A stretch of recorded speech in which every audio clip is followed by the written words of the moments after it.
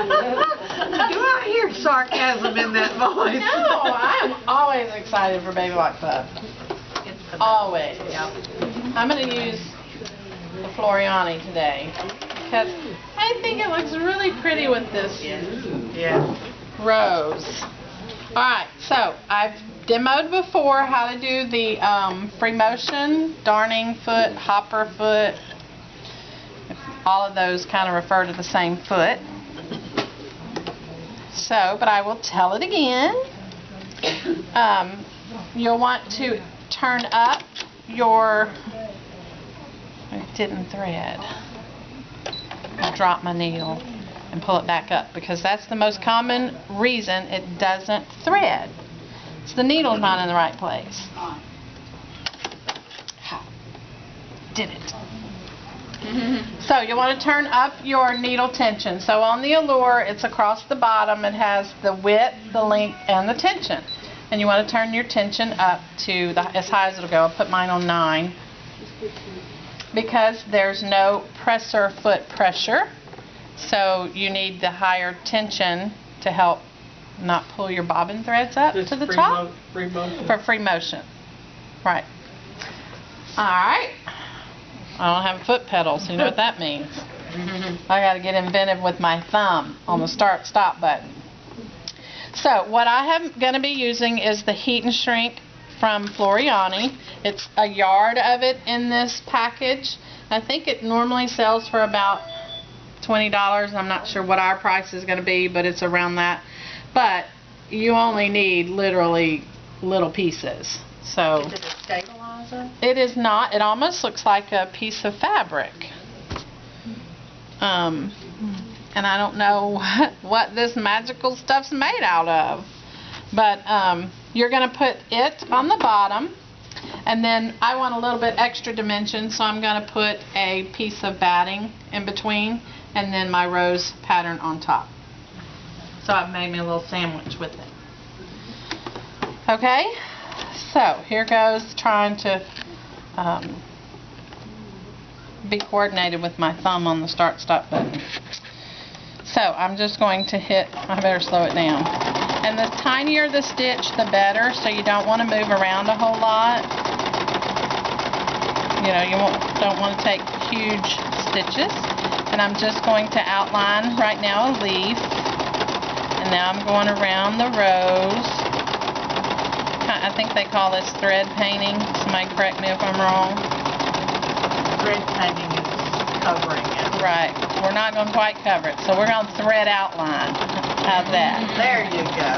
We did a little bit. I did one already and it was a little bit, I felt like I stitched a little too much. So I'm going to back off on the stitching on this one and not cover as many things on inside the rose and stuff. So. I haven't used the Floriani, but I've used that Magic, whatever, the other brand. And you can do a grid. Right. And it'll work. You can do patterns and it'll work. Right. If you could use your quilt guide on your foot and then make it like in a diamond shape, and then it shrinks it up. Really cool little thing too. Texture magic. Yes, texture magic. Oh, it's called heat and shrink. This is called heat and shrink.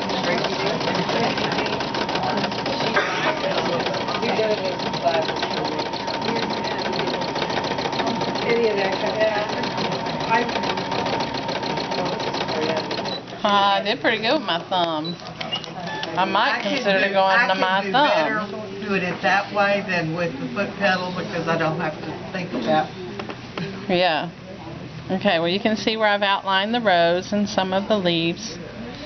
And this is the way it looks on the back. I don't know if y'all can see it. You outlined that very well. I'm impressed.